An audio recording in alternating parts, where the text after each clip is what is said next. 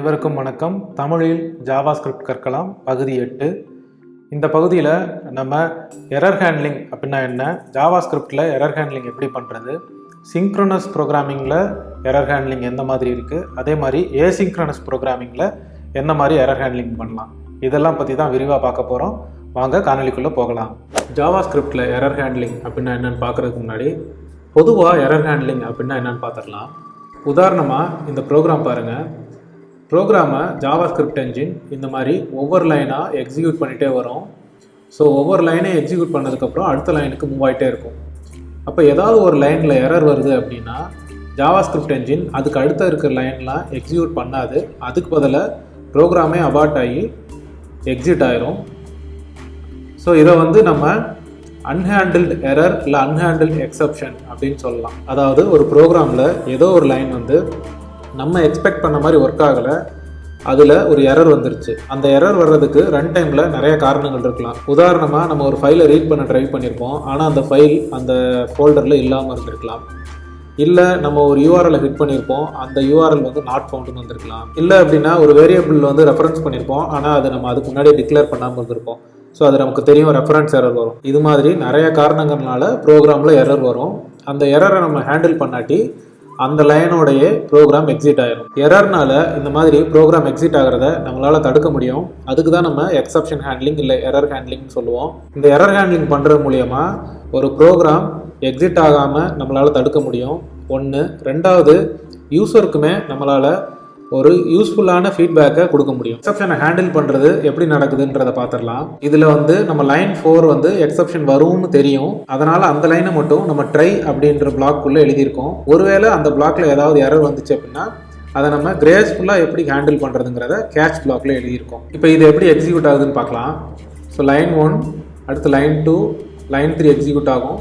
இப்போ லைன் 4 வரும். ஒருவேளை லைன் 4லேயே எந்த எக்ஸப்ஷனும் இல்லாட்டி லைன் 5, லைன் 6ன்னு போயிடும். அப்படி இல்லை லைன் 4ல் எக்ஸப்ஷன் வருதுன்னா கேட்ச் பிளாக்கு போகும். கேட்ச் பிளாக்ல அந்த எரரை நம்ம லாக் பண்ணலாம். அந்த எரர் எதனால் வந்துச்சுங்கிறதுக்கான டீட்டெயில் யூசருக்கு அவங்களுக்கு புரிகிற மாதிரி லாங்குவேஜில் நம்ம கொடுக்கலாம். அந்த எரரை இக்னோர் பண்ணணுமா வேணாமாங்கிறத நம்ம டிசைட் பண்ணிவிட்டு அடுத்த லைனுக்கு நம்ம மூவ் பண்ணலாம். இப்போ உதாரணமாக இந்த எரர் நம்ம இக்னோர் பண்ணிக்கலாம் அப்படின்னா நம்ம லைன் 5, லைன் 6 எக்ஸிக்யூட் பண்ணிட்டு எக்ஸிட் பண்ணிடலாம். ஸோ இதை தான் எக்ஸப்ஷன் இல்லை எரர் ஹேண்ட்லிங் சொல்லுவோம்.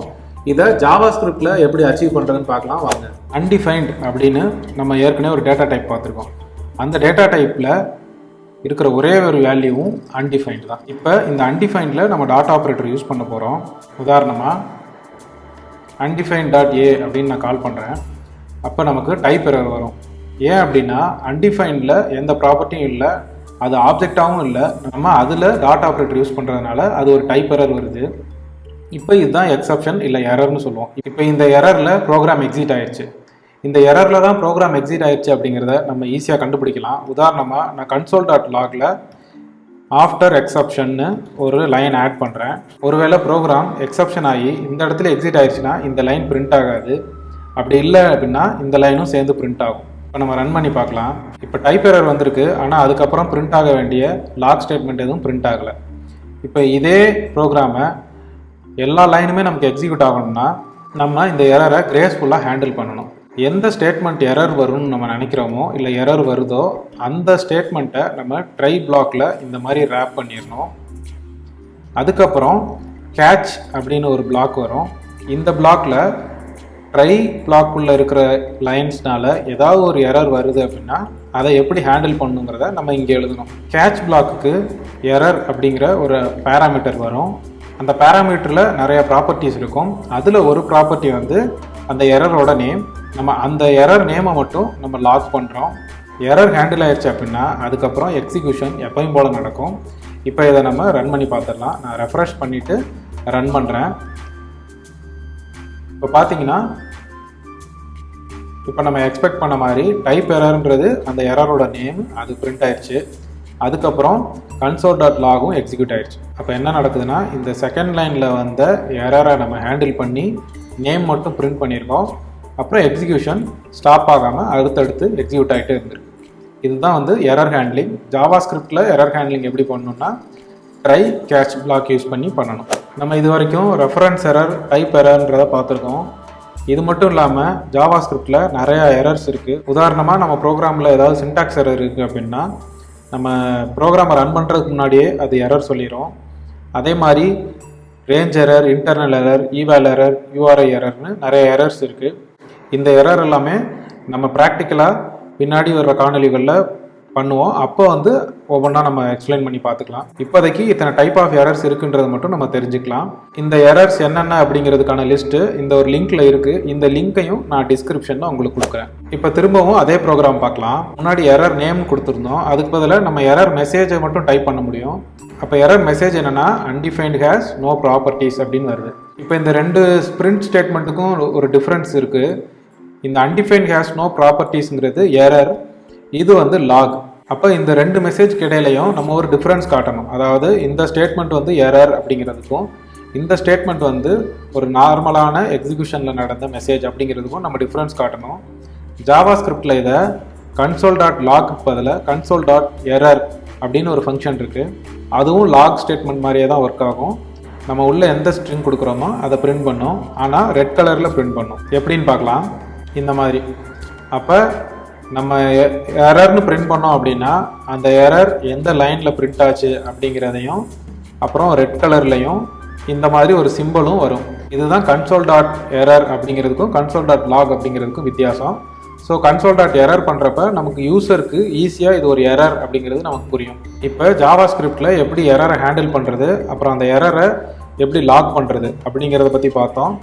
நம்ம ப்ரோக்ராம் எக்ஸிக்யூட் ஆகிறப்ப ஜாவாஸ்கிரிப்ட் என்ஜின் மட்டும்தான் எரரை த்ரோ பண்ண முடியுமா? அப்படி கிடையாது. நம்மளும் கூட கஸ்டமாக எரரை த்ரோ பண்ணலாம். உதாரணமாக நான் செட் ஏஜ் அப்படின்னு ஒரு ஃபங்க்ஷன் எழுதியிருக்கேன். அதை செட் ஏஜ் ஆஃப் 10ன்னு கால் பண்ணுறேன். இந்த ஃபங்க்ஷன் என்ன பண்ணால் நம்ம என்ன ஏஜ் கொடுக்குறோமோ அதை பிரிண்ட் பண்ண போகுது, அவ்வளோதான். Age given is 10. இப்போ ஏதோ ஒரு யூசர் ஏஜை நெகட்டிவாக கொடுக்குறாருன்னு வச்சுப்போம். ஏஜ் நெகட்டிவாக இருக்கிறதுக்கு வாய்ப்பு இல்லை, ஆனாலும் நமக்கு அது பிரிண்ட் ஆகும். அப்போ நம்ம எல்லாத்துக்கும் தெரியும் ஏஜ் நெகட்டிவில் இருக்காது. அப்போ என்ன பண்ணலான்னா ஏஜ் நெகட்டிவாக யாராவது இன்புட்டாக கொடுக்குறாங்கன்னா அதுக்கு நம்ம ஒரு எரர் த்ரோ பண்ணலாம். எப்படி எரர் த்ரோ பண்ணலான்னா ஏஜ் 0 விட கம்மியாக இருந்துச்சுன்னா, அதாவது நெகட்டிவாக இருக்குது அப்படின்னா நம்ம த்ரோ பண்ணலாம்.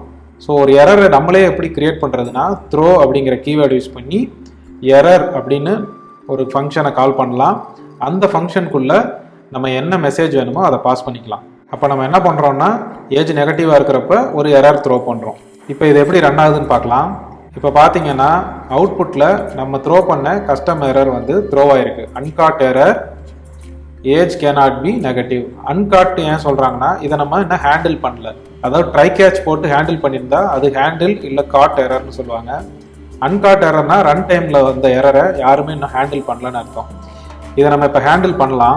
எப்படின்னா ட்ரை பிளாக்குள்ள இந்த ஸ்டேட்மெண்ட்டை கொண்டு போயிட்டு கேட்ச் ஆஃப் எரர் அப்படிங்கிற பிளாக்ல நம்ம அந்த எரரை ஹேண்டில் பண்ணலாம். இதுக்கு அடுத்து செட் ஏஜ் அப்படிங்கிறது அடுத்து 20 கொடுக்குறோன்னா அந்த ஸ்டேட்மெண்ட் எக்ஸிக்யூட் ஆகணும். இது எப்படி ஒர்க் ஆகுதுன்னு ரன் பண்ணி பார்க்கலாம். So first set age 10 print ஆயிடுச்சு. அப்புறம் ஏஜ் கேனாட் பி நெகட்டிவ்ன்ற மெசேஜ், அதுக்கப்புறம் செட் ஏஜ் 20. ஸோ இந்த மாதிரி தான் யூசர் டிஃபைன்ட் எரர்ஸை நம்ம த்ரோ பண்ணணும். எரரை த்ரோ பண்ணுறதுக்கு த்ரோ அப்படிங்கிற கீவேர்டு யூஸ் பண்ணலாம். இது வரைக்கும் நம்ம பார்த்த எரர் ஹேண்ட்லிங் எல்லாமே சிங்க்ரோனஸ் எரர் ஹேண்ட்லிங். அதாவது இந்த ப்ரோக்ராமோட எக்ஸிக்யூஷன் ஸ்கோப் முடிகிறதுக்குள்ளேயே எங்கேயாவது எரர் வந்துச்சுன்னா நம்ம அந்த எரரை எப்படி ஹேண்டில் பண்ணுறது அப்படிங்கிறத இது வரைக்கும் பார்த்துருக்கோம். இதே மாதிரி ஏசிங்க்ரனஸ் ப்ரோக்ராமிங்லையும் எரர் வரும். அந்த மாதிரியான எரரை எப்படி ஹேண்டில் பண்ணுறது?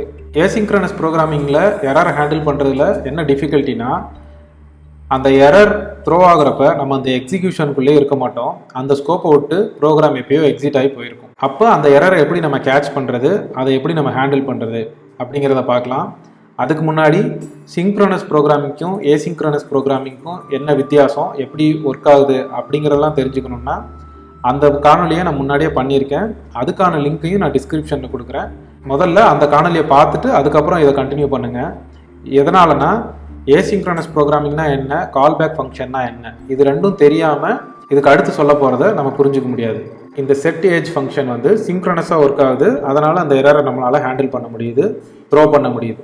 அதுக்கு பதிலாக இதே ஃபங்க்ஷன் ஒரு ஏசிங்க்ரோனஸ் ஃபங்க்ஷன் அப்படின்னா, உதாரணமாக ஒரு டிபியில் போயிட்டு அந்த ஏஜ் அப்டேட் பண்ணிட்டு அதுக்கப்புறம் நமக்கு ரெஸ்பாண்ட் பண்ணணும் அப்படின்னு வச்சுக்குவோம். நான் சிமுலேட் பண்ணுறதுக்கு என்ன பண்ணுறேன்னா செட் டைம் அவுட் அப்படின்னு ஒரு ஃபங்க்ஷன் நம்ம ஏற்கனவே பார்த்துருக்கோம். அந்த ஃபங்க்ஷனை நான் இங்கே யூஸ் பண்ணுறேன். நமக்கு கிடைக்கிற ஏஜை அந்த ஃபங்க்ஷனுக்கு பாஸ் பண்ணுறேன். அதில் வந்து console.log right return to DP அப்படின்னு நான் சொல்கிறேன். ஓகே, அதுக்கப்புறம் ஸோ இந்த டிபி கால் நடக்கிறதுக்கு ஒரு 2 செகண்ட் ஆகுது. ஓகேங்களா? ஸோ அந்த செட்டேஜ் ஃபங்க்ஷனையே நான் ஒரு ஏசிங்க்ரனஸ் ஃபங்க்ஷனாக மாற்றிருக்கேன். எப்படி அப்படின்னா செட் டைம் அவுட் அப்படிங்கிற ஃபங்க்ஷனை யூஸ் பண்ணி, இந்த ஃபங்க்ஷனை பற்றி நம்ம முந்தைய காணொளியிலே பார்த்துருக்கோம். ஃபஸ்ட்டு வந்து ஒரு ஃபங்க்ஷன் பாஸ் பண்ணணும், அதுக்கு அடுத்த ஆர்குமெண்ட்டாக எத்தனை மில்லி செகண்ட் வெயிட் பண்ணணும் அப்படிங்கிறத பாஸ் பண்ணணும். அப்போ 2 செகண்ட் வெயிட் பண்ணிவிட்டு இந்த ஃபங்க்ஷன் கால் ஆகும். இந்த ஃபங்க்ஷன் எதை சிமுலேட் பண்ணுதுன்னா, ஏஜ் மைனஸில் இருந்துச்சுன்னா ஒரு எரர் த்ரோ பண்ணும். அதுக்கப்புறம் ரைட்டிங் டு டேட்டாபேஸில் ரைட் பண்ணுற மாதிரி சிமுலேட் பண்ணிக்கிறோம்.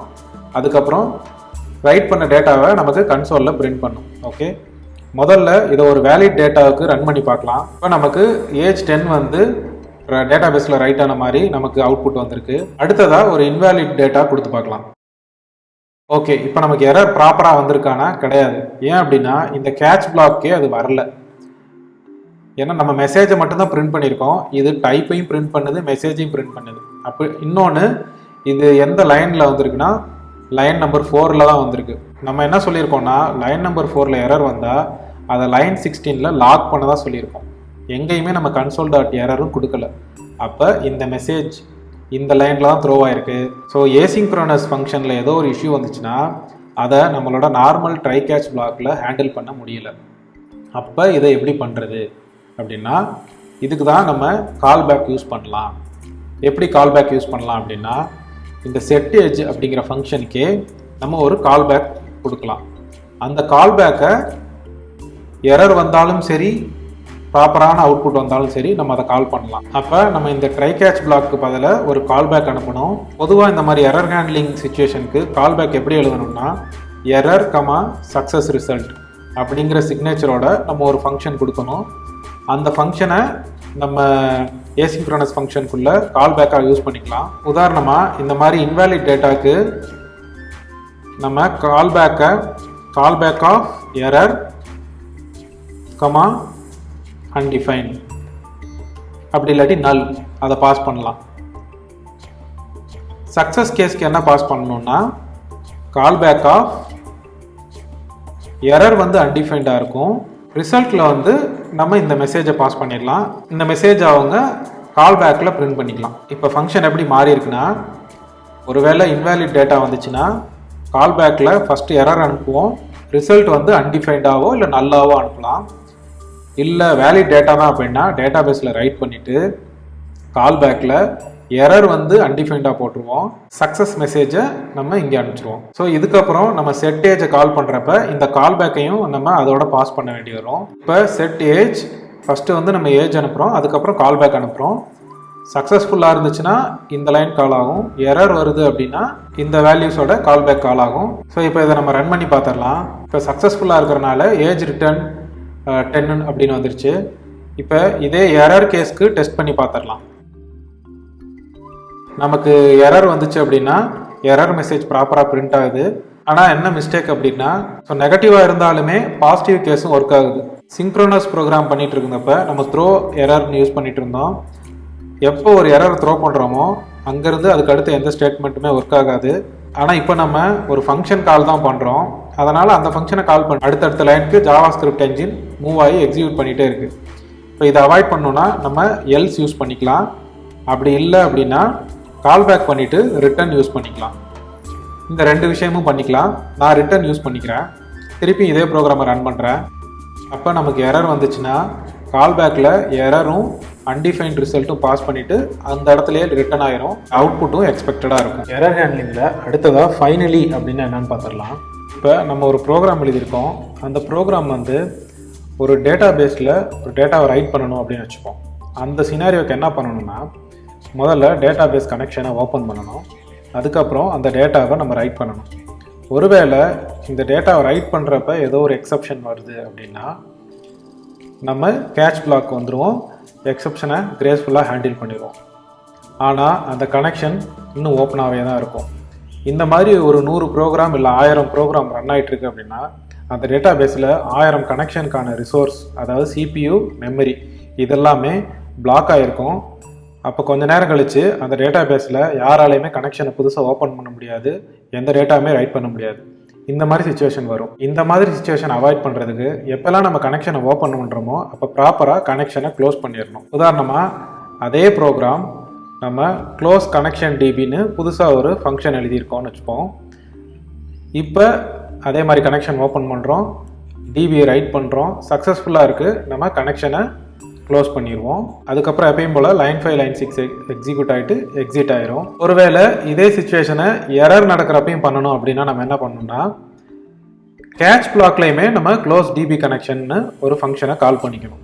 அப்போ அதே மாதிரி லைன் 3 வரும், கனெக்ஷன் ஓப்பன் பண்ணுவோம், டேட்டாவை ரைட் பண்ணுவோம், அதில் ஃபெயிலியர் நடக்கிறப்ப கேட்ச் பிளாக் வரும், நம்ம எரரை கிரேஸ்ஃபுல்லாக ஹேண்டில் பண்ணிடுவோம். அதுக்கப்புறம் ப்ராப்பராக டிபி கனெக்ஷனையும் க்ளோஸ் பண்ணிடுவோம். இதில் நம்ம ஒன்று நோட் பண்ணணும், ட்ரைலையுமே நம்ம கனெக்ஷன் க்ளோஸ் பண்ணுறதுக்கான ஃபங்க்ஷன் எழுதியிருக்கிறோம், கால் பண்ணியிருக்கோம். அதே மாதிரி கேட்ச்லையும் நம்ம கால் பண்ணியிருக்கோம். அப்போ நமக்கு கோடு வந்து டூப்ளிகேட் ஆகுது, இல்லை லாஜிக்கும் டூப்ளிகேட் ஆகுது. ஸோ இந்த மாதிரி இதை அவாய்ட் பண்ணுறதுக்கு நம்ம என்ன பண்ணலான்னா ஃபைனலி அப்படின்ற ஒரு பிளாக்கை யூஸ் பண்ணலாம். அப்போ சக்ஸஸ்ஃபுல்லாக ஒரு ஆப்ரேஷன் நடந்தாலும் ஃபைனலி கால் ஆகும். ஒருவேளை அந்த ஆப்ரேஷனில் ஏதோ எக்ஸப்ஷன் இல்லை எரர் வருது, அப்போ கேட்ச் பிளாக் வருதுனாலும் ஃபைனலாக அந்த கேட்சில் என்ன பண்ணியிருக்கோமோ அதையும் பண்ணிவிட்டு கடைசியாக ஃபைனலி பிளாக்கில் என்ன இருக்கோ அதுவும் எக்ஸிக்யூட் ஆகும். அதாவது நமக்கு ஒரு ப்ரோக்ராம் எக்ஸிக்யூட் ஆகிட்டே வர்றப்ப டேட்டா பேஸ் கனெக்ஷன் ஒன்று க்ரியேட் பண்ணுறோம், அதுக்கப்புறம் டேட்டாவை ரைட் பண்ணுறோம். அந்த டேட்டாவை ரைட் பண்ணுறப்ப இஷ்யூ வருது, அப்போ நம்ம அந்த எக்ஸப்ஷனை கிரேஸ்ஃபுல்லாக ஹேண்டில் பண்ணிவிட்டு ஃபைனலி பிளாக்கில் வந்து கனெக்ஷனை க்ளோஸ் பண்ணிடுவோம். ஸோ எரர் வந்தாலும் ஃபைனலி பிளாக் கால் ஆகும். அதே மாதிரி பாசிட்டிவான கேஸ் வர்றப்பையும் கனெக்ஷன் ஓப்பன் பண்ணுவோம், டேட்டா பேஸில் ரைட் பண்ணுவோம், அது சக்ஸஸ்ஃபுல்லாக இருக்கும். அப்போ நமக்கு கேட்ச் பிளாக் போகாது, ஸ்ட்ரைட்டாக ஃபைனலி பிளாக் வந்துடும். அதுக்கப்புறம் எப்பயும் போல் ப்ரோக்ராமோட எக்ஸிக்யூஷன் கண்டினியூ ஆகும். இதே விஷயம் ஒரு ப்ரோக்ராமில் எப்படி ஒர்க் ஆகுதுன்னு பார்த்துடலாம். நம்ம ட்ரை பிளாக்கில் ஓப்பன் கனெக்ஷன் பண்ணியிருக்கோம், அதுக்கப்புறம் ரைட் டு டிபி பண்ணுறோம். எந்த எரருமே நடக்காதனால ஃபைனலி ஒர்க் ஆகணும். Okay, so open DB connection, write to DB, close DB connection. ஒருவேளை ரைட் பண்ணுறப்ப ஏதோ இஷ்யூ வருதுன்னு வச்சுப்போம், ரைட் பண்ணுறப்ப ஏதோ ஒரு எரர் வந்துருச்சு. அப்போ என்ன ஆகும்னா கேட்ச் பிளாக் வந்துட்டு ஃபைனலி கால் ஆகும். அது எப்படின்னு பார்க்கலாம். So open DB connection, issue in write in to DB, ஃபைனலாக ஆனால் க்ளோஸ் டிபி கனெக்ஷன் கால் ஆயிரும். அப்போ எந்த சுச்சுவேஷனாக இருந்தாலும் இந்த ஃபைனலி பிளாக் கால் ஆயிரும். அதில் நம்ம க்ளோசிங் கனெக்ஷனுக்கோ இல்லை வேறு ஏதோ ஒரு ஃபைல் ஓப்பன் பண்ணியிருக்கோம் அதை க்ளோஸ் பண்ணணும் அப்படின்னாலோ அந்த மாதிரியான ரிசோர்ஸை ரிலீஸ் பண்ணுற ஃபங்க்ஷன் அதெல்லாமே இந்த ஃபைனலி பிளாக்குள்ளே நம்ம எழுதிக்கலாம். அவ்வளோதாங்க. எரர் ஹேண்ட்லிங்லாம் என்ன அப்படின்னு உங்களுக்கு ஒரு ஐடியா கிடச்சிருக்கும். அதையும் ஜாவாஸ்கிரிப்டில் சிங்க்ரனஸ் ப்ரோக்ராமிங்லேயும் ஏசிங்க்ரனஸ் ப்ரோக்ராமிங்லேயும் என்ன மாதிரி டிஃப்ரென்ஸ் இருக்குது அப்படிங்கிறதெல்லாம் புரிஞ்சிருந்துருக்குன்னு நினைக்கிறேன். இதே மாதிரி ஜாவாஸ்கிரிப்டோட அடுத்தடுத்த ஃபீச்சர்ஸை நம்ம பின்னாடி வர காணொளிகளில் விரிவாக கற்றுக்கலாம். கற்றனை தூரும் அறிவு. நன்றி.